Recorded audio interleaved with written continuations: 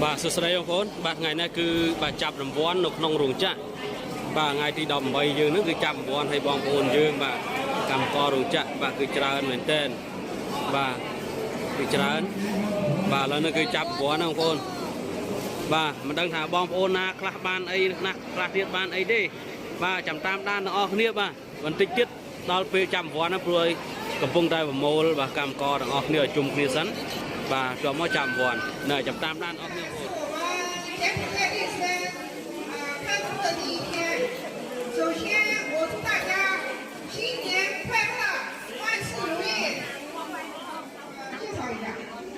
và ngày nay một nhân viên cầm thì với chậm vón là mình có cho mình làm một mình chủ có chủ sách năng bái 那我们现在从那个五等奖开始摸，由我们那个小组长上来。bà cứ chom chậm vón ông ôn này bà cứ được cái chập cho này mà đó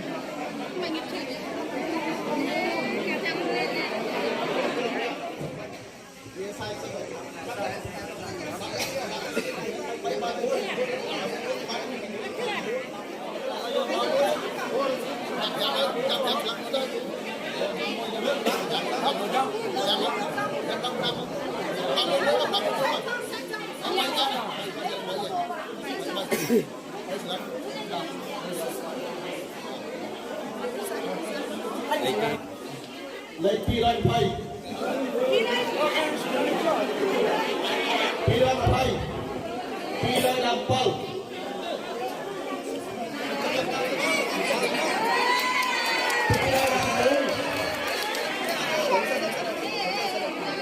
pi lên làm muối pi lên làm phay phay pi lên làm phay cát nó không mà lấy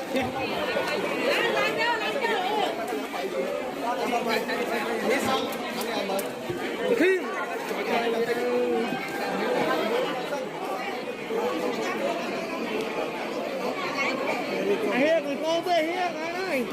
Cái này không quá không.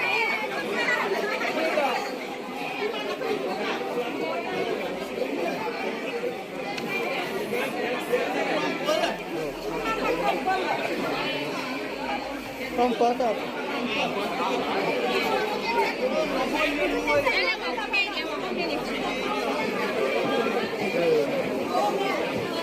có đó xong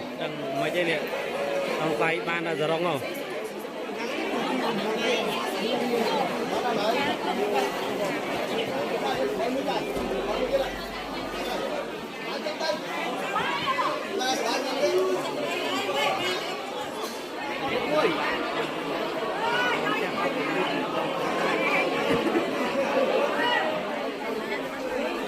Ô này. bà đòm vòn nặng bài không cô đây sam buồn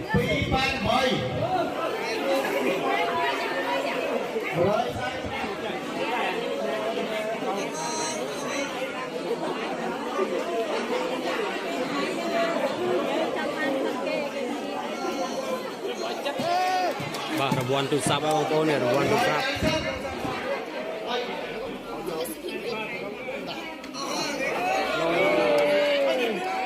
不是抽你给你抽线了。